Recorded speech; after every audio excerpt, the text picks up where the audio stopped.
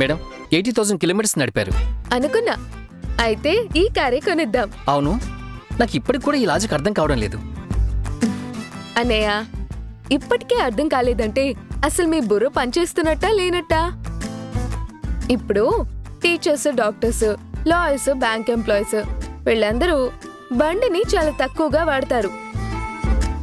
వాళ్ళు జస్ట్ స్కూల్కి వెళ్లారా, కాలేజ్కి వెళ్లారా, ఇంటికి తిరిగొచ్చారా, అలాగే బ్యాంక్కి వెళ్లారా, మార్కెట్కి వెళ్లారా, ఇంటికి తిరిగొచ్చారా, ఇలాగే ఉంటుంది వాళ్ళ వ్యవహారం. కానీ పెద్దగా యూజ్ చేసి ఉండరు. బండిని చాలా చక్కగా హ్యాండిల్ చేస్తారు. చూసారుగా, 8 years బండి అయినా 80,000 బండి నడిచింది. అప్పుడు ఇంజిన్ కెపాసిటీ చాలా బాగుంటుంది, బండి నీట్ గా ఉంటుంది. మనకి పాత కారు అయినా పెద్దగా ఇబ్బంది ఉండదన్నమాట. వావ్, మీరు లాజిక్తో చంపేశారండి. అసలు కార్ని పర్చేస్ చేయడంలో ఇలాంటి కిట్టుకుంటుందని ఇప్పుడే తెలిసింది నాకు. ఒకసారి కార్ ఫోటో తీసి ఆయనకి పంపుతా.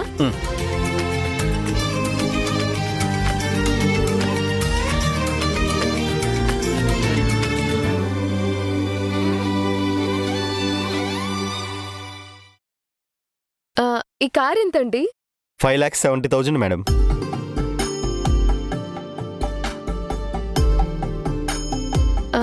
కొంచెం బెస్ట్ ప్రైస్ ఇవ్వండి. మాట్లాడుకుందాం మేడం. ఓ, అప్పుడే ఫోటోలు కూడా వస్తున్నాయి.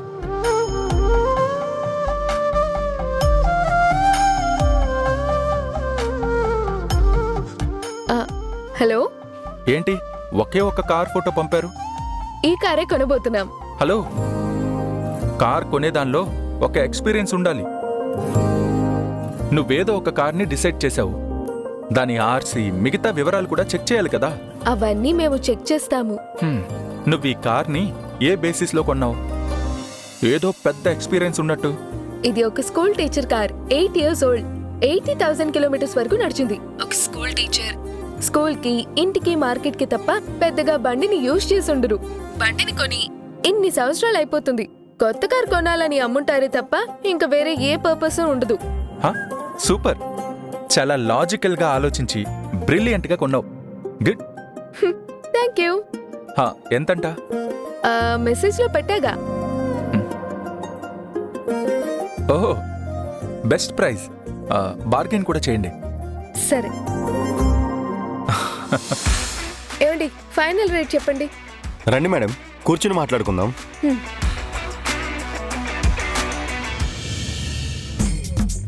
ఎంత బతుకు బతికి పెరటానికాలు చావడం అంటే ఇదేనేమో.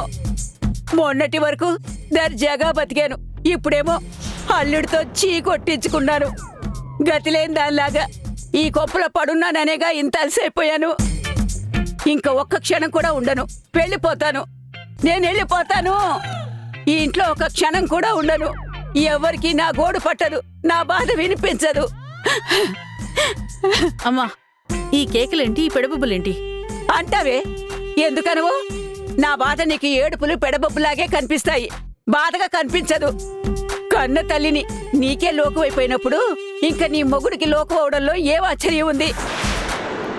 పిల్లనిచ్చిన అత్తగారనే గౌరవం కూడా లేకుండా, పెద్దదాన్ననే మర్యాద కూడా లేకుండా ఆ దొంగ సచ్చిందని వెనకేసుకొస్తూ నన్ను పట్టుకుని నీ ముందంట మాట అంటాడా? ఈ ఇంట్లో ఉండడానికి నాకేం హక్కుంది, అడగడానికి ఏం అధికారం ఉందని నన్నే అంటాడా? అమ్మా, ముందు నీ శోకాలాపు. ఇది శోకం కాదే, గుండెల్లో బాధ, మనసు మెలిపెడుతుంది.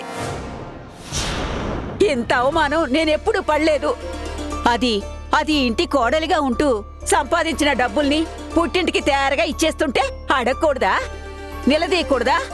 అప్పుడు పెద్దదాన్ని నేనిక్కడ ఎందుకు? దానికి పెత్తనమిచ్చి నన్ను గతిలేని దానిలాగా ట్రీట్ చేస్తాడా? ఎందుకుండాలి ఇక్కడ నేను? అడిగేశాడు కదా నాకు ఏం హక్కు ఉందని, ఏం అధికారం ఉంది అని. నేను వెళ్ళి రోడ్డు మీద అడుక్కు తింటూ బ్రతుకుతా. నేనింకొక క్షణం కూడా ఉండను. అమ్మా, ఊరుకో, రాద్ధాంతం చేయకు. అసలే చిరాగ్గా ఉంది. నీకు రాద్ధాంతంగానే ఉంటుందే. కన్న తల్లిని నీ ముందే ఇన్ని అవమానాలు పడుతుంటే నీ భర్త నోరు మూయించగలిగావా నువ్వు? పోనీ దాన్ని ఆపగలిగావా? ఏం చేయగలిగావే? అందరి ముందు నన్ను అవమానిస్తుంటే చూస్తూ ఉండిపోయావు. అసలు నేను ఒక్క నిమిషం కూడా ఉండను ఇక్కడ. సొంత అల్లుడు నన్నంత మాట అన్నాక ఇక్కడ ఎలా ఉంటాను, ఎలా తింటాను? అమ్మా నువ్వు లేనిపోని పౌరుషాలకు పోతే బయటికెళ్ళి కష్టాలు పడాల్సొస్తుంది. ఆ తర్వాత నీ ఇష్టం. ఆ పడతాను, కష్టాలు పడతాను, లేకపోతే ఏ ఏట్లోనూ దూకిచ్చేస్తాను. ఈ అవమానాలతో బతకడం కష్టం, నా వల్ల కాదు. నేనెళ్ళిపోతాను. అమ్మా చెప్తుంటే అర్థం కదా, ఎందుకు మళ్ళీ మళ్ళీ సతాయిస్తావు? నీకిప్పటికి కూడా నా బాధ అర్థం కావట్లేదు కదా. అల్లుడంత మాట అనేశాక ఎలా ఉంటాను నేను, బుద్ధి జ్ఞానం లేకుండా? అమ్మా సరైన సమయం వచ్చాక చూసుకుందాం. నువ్వు సైలెంట్గా ఉండమని చెప్తున్నాను కదా. ఆ ఇంకేది వచ్చేది సమయం అయిపోయింది. మన పరువు పోవడం మొదలైంది. మొన్నటి వరకు అల్లుడేదో సరదాకి మాట్లాడుతున్నట్టు 1-2 నా మీద కామెడీ సెటర్లు వేస్తున్నాడు అనుకున్నాను. ఇప్పుడు డైరెక్ట్గా అనేశాడుగా, గతి లేక ఈ కొంపలో పడున్నానని. ఇంక నేనెందుకు ఈ ఇంట్లో? నేనుండను, ఈ ఇంట్లో తినను. అమ్మా నీకు దండం పెడతాను. ఇంతకంటే సతాయించుకో, సైలెంట్గా ఉండు. ఇదిగో నేను వెళ్ళిపోతాను. ఇదిగో నేనుండను. నేను ఇష్టం వచ్చిన చోటికి వెళ్ళిపోతాను. నా కూతురు కోసం ఉంటాను, కానీ పచ్చి మంచినీళ్ళు కూడా తాగను. ఈ ఇంట్లో తినను. స్ట్రైక్ చేస్తా.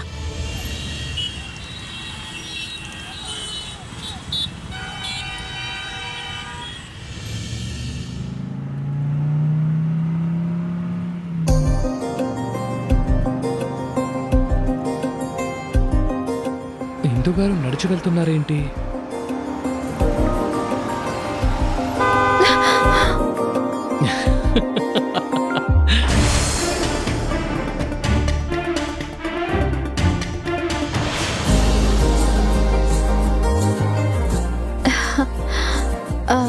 అలా హారన్ కొట్టారేంటండి? భయపడి చచ్చాను. మరి ఇలా హారన్కే భయపడిపోతే ఎలా అండి? మరి ఉన్నట్టుండి అలా సౌండ్ వస్తే భయం అలాగే ఉంటుంది. మీకేం తెలుసు?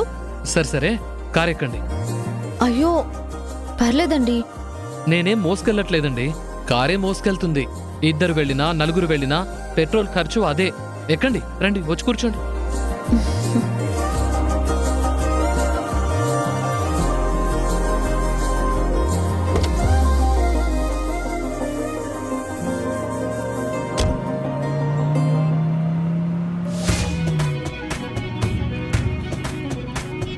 నడిచి వెళ్తున్నారేంటి? ఆఫీస్ అవర్స్ అయిపోగానే బస్ స్టాప్కి వెళ్ళా. అన్ని బస్సులు రద్దీగా ఉన్నాయి.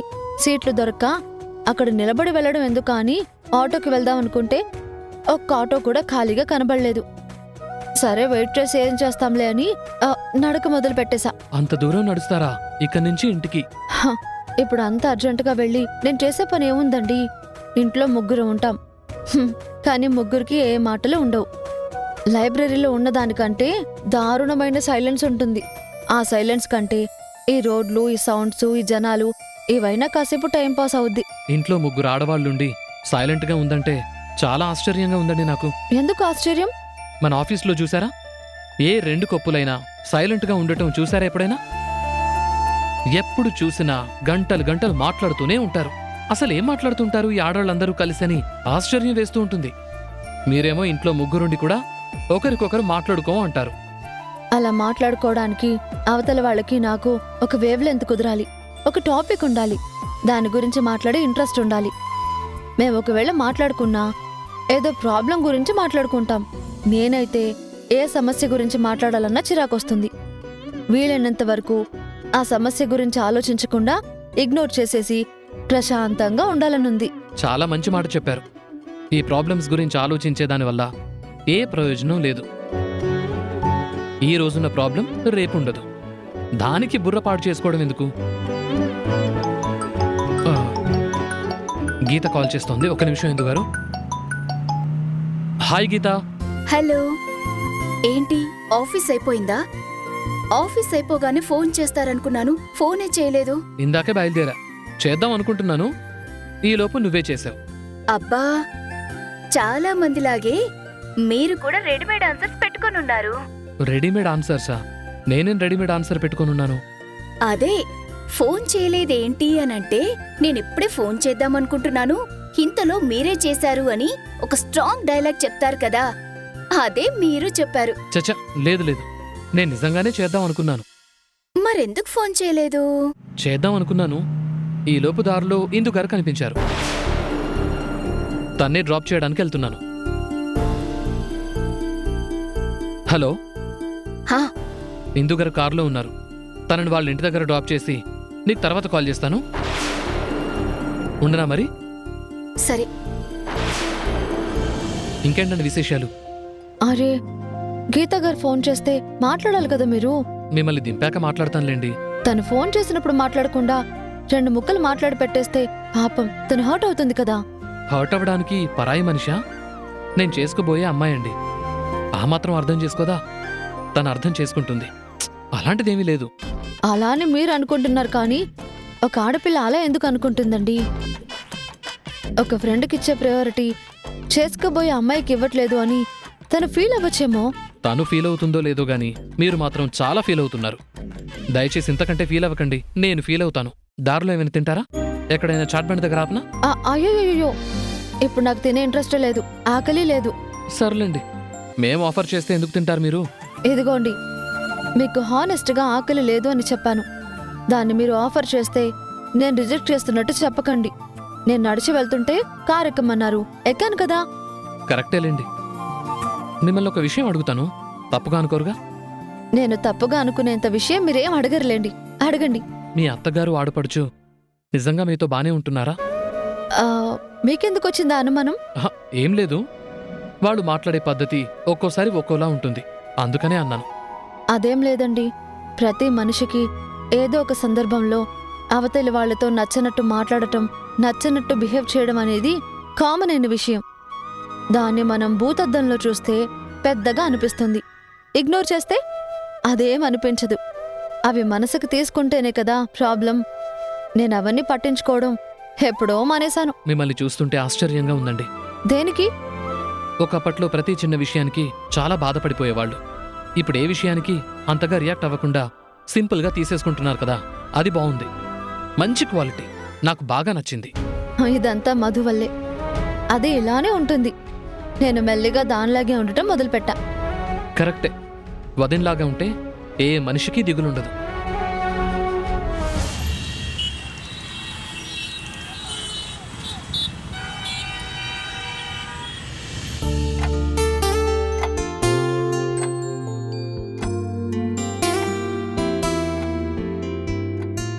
అబ్బా, ఇద్దరి కూతుళ్ళకి పెళ్లిళ్లు చేసి అత్తారింటికి కూడా పంపించేశావు.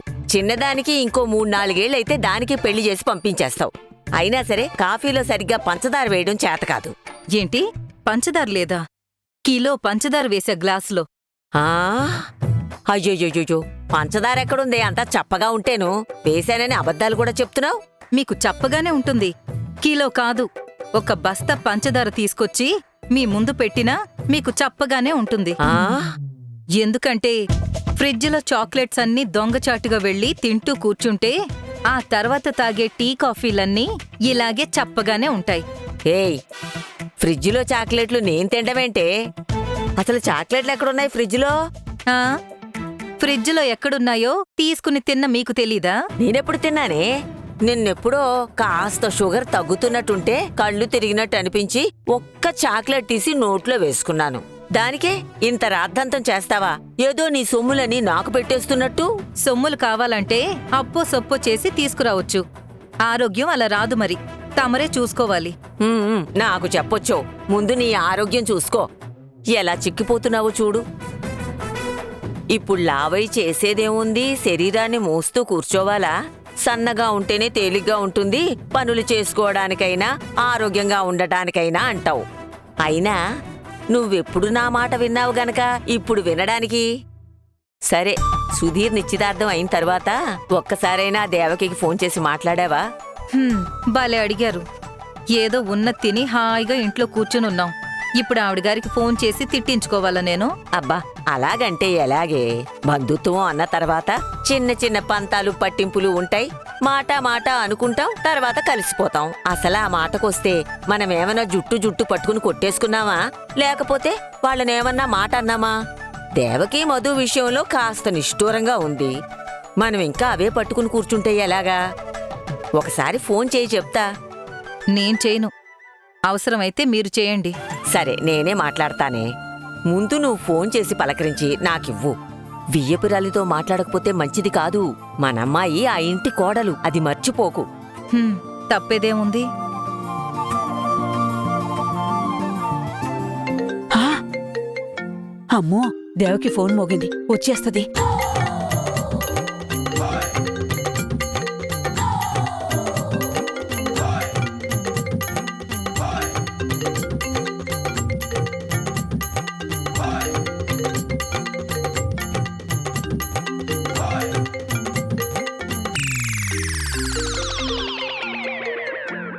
రమణి ఫోన్ చేస్తుందేంటి దేవకి ఫోన్కి? చెప్తాను దీని సంగతి. ఎవరి ఫోనమ్మా? మీ వియ్యపురాలే. అవునా? నాకెందుకు చేస్తుందో? మాట్లాడితేనేగా తెలిసేది. వాళ్ళతో మాట్లాడడం నాకు ఇష్టం లేదు. నువ్వే మాట్లాడి విషయం ఏంటో కనుక్కో. కనుక్కుంటా, వదులుతానా నేను? హలో వదినా, నేను రమణి. ఆ, ఇక్కడ శకుంతల. ఓ మీరా? నమస్కారం అమ్మా. మస్కారాలు బాగానే కొడతారు. అలా మాట్లాడతారేంటండి? అదే, నమస్కారాలు బాగానే పెడతారులేండి అంటున్నాను. నేనేం తప్పుగా అన్నాను? వదినలేరా? లేదు, ఏదో పనిలో ఉంది. విషయమేంటో నాకు చెప్పు. ఏం లేదండి, ఊరికే పలకరిద్దామని చేశాను. సరేనండి, ఉంటాను. విషయమేంటో చెప్పు. తర్వాత నా కూతురు అడిగితే చెప్పాలిగా. ఏమైంది? ఫోన్ పెద్దావిడ తీసింది. వదిన పనిలో ఉన్నారంట. సరే, ఆ ఫోన్ ఇటివ్వు, చెప్తా. ఇవ్వు. హలో, నమస్కారం అమ్మా శకుంతలమ్మా. అలివేణమ్మా, ఏంటి మీ కోడలు గారు మాట్లాడరంటనా? విషయం చెప్పరంటనా? నా కూతురు ఫోన్కి ఫోన్ చేసింది. విషయమేంటని అడుగుతుంటే మీ చేతికి ఫోన్ ఇచ్చేసిందేంటి? ఇదేనా గౌరవం? అయ్యో, పలకరిద్దామని చేశాము, గొప్ప విషయమేమీ లేదు. అలా అంటారేంటి? గొప్ప గొప్ప విషయాలన్నీ మీ ఇంట్లోనే నడుస్తూ ఉంటాయిగా. దొరల సొమ్ము దొంగల పాలని మా సొమ్ములన్నీ ఎటేటో పోతున్నాయి ఏంటో. దేని గురించి మాట్లాడుతున్నారు? ఏమంటున్నారు మీరు? ఏం లేదులేండి. ఈ మధ్య మా పక్కింటి కోడలు అత్తారింట్లో సొమ్ములన్నీ పుట్టింటికి తీసుకెళ్తుందంట. ఏం బుద్ధులో ఏమో. అబ్బా, ఊళ్ళో వాళ్ళ సంగతి మనకెందుకమ్మా? మీ ఆరోగ్యం అది బావుందా? నిశ్చితార్థం తర్వాత మళ్ళీ పలకరించలేదు, ఒకసారి పలకరిద్దామని చేశాను. మంచిది మంచిది. అంతేనా? ఇంక చెప్పాల్సిందేమైనా ఉందా? ఏం లేదమ్మా, మీ అమ్మాయి వస్తే మేం ఫోన్ చేశామని తనకి చెప్పండి చాలు. చెప్తాలే. ఏంటంట? ఉత్తినే పలకరించడానికి చేశారంట. ఆ పెద్దావిడేంటే ఏదేదో మాట్లాడుతుంది. పక్కింటి కోడలేదో సొమ్ములన్నీ పుట్టింటికి చేరేస్తుందని సంబంధం లేకుండా అంటుంది. అంటే మనమ్మాయి మన ఇంటికి చేరవేస్తుంది సొమ్ములు అని ఆవిడగారు ఉద్దేశం. ఏమైనా గొడవ అయిందా ఏంటక్కడా? ఒకసారి మధుకు ఫోన్ చేయి. ఏమొద్దు, ఆ పెద్దావిడ నోరు ఊరికే ఉండదు, ఏదో ఒకటి వాగుతూనే ఉంటుంది. అది పట్టుకుని మనం అమ్మాయికి ఫోన్ చేసి డిస్టర్బ్ చేయకూడదు. మేడం, రేపటికల్లా బండి సర్వీస్ అయ్యి ఒకసారి కండిషన్ మొత్తం పక్కగా చెక్ చేసి డెలివరీ ఇచ్చేస్తారు. ఈలోపు నేమ్ చేంజెస్ అవి పూర్తయిపోతాయి. ఇవాళ నాకు చాలా హ్యాపీగా ఉందన్నయ్య. మా నాన్నగారికి కారు కొనిస్తున్నందుకు ఎంతో సంతోషంగా ఉంది. మా నాన్న మా కోసం, మా కుటుంబం కోసం చేసిన త్యాగానికి, ఆయన పడ్డ కష్టానికి మేము తిరిగి ఎంత చేసినా తక్కువే అవుతుంది.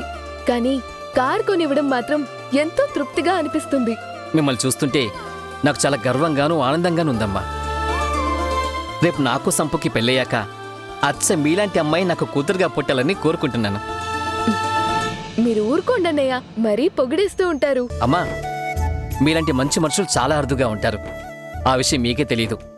అన్నట్టు రేపు మీరు ఫ్రీగా ఉంటే పెళ్లి కార్డు సెలెక్ట్ చేసి పెట్టాలి. ఫ్రీగా ఉంటే ఏంటన్నయ్య, పూర్తిగా బేవర్సేగా. నాకేం పనుంది, తప్పకుండా కొందాం. థ్యాంక్స్ అమ్మా.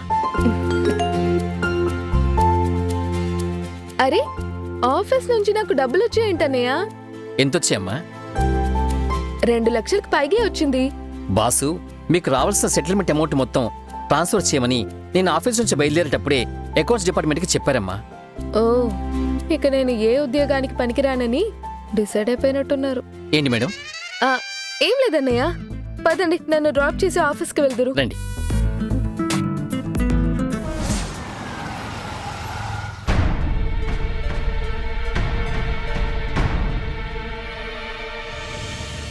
రండి సుధీర్ గారు.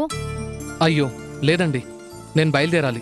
అరే, నన్ను డ్రాప్ చేయడానికి ఇంటి వరకు వచ్చి కప్పు కాఫీ అయినా తాగకుండా వెళ్తే బాగోదు. రండి, వచ్చి కాఫీ తాగి వెళ్ళండి.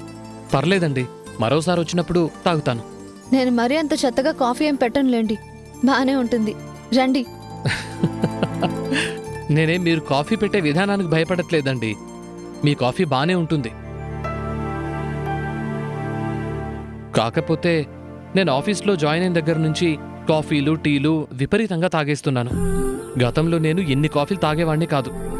పొద్దున్న సాయంకాలం తప్ప మిగతా టైంలో ఎవరినైనా మీట్ అవ్వడానికి కాఫీ షాప్లో లేకపోతే ఇంటికో గెస్ట్లతో పాటు అలా చిన్న కంపెనీ ఇవ్వడానికి మాత్రమే తాగేవాణ్ణి. ఇప్పుడు అవి శృతి మించిపోతున్నాయి. అందుకే చెప్తున్నాను. అమ్మా అమ్మా, ఒకసారి లేరా. ఏమిటే, ఒకసారి అటు చూడు.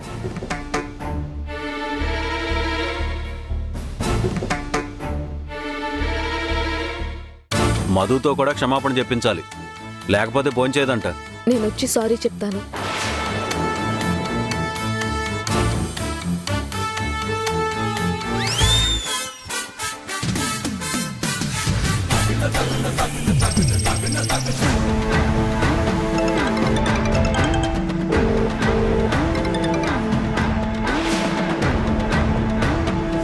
నాకెందుకో ఇమ్మీడియట్గా మీ ఇద్దరికి ఒక సలహా ఇవ్వాలనుందిరా. ఏంటో అంత అర్జెంట్ సలహా? మీరిద్దరూ చక్కగా వేరు కాపురం పెట్టేస్తే బాగుంటుందని అనుకుంటున్నాను.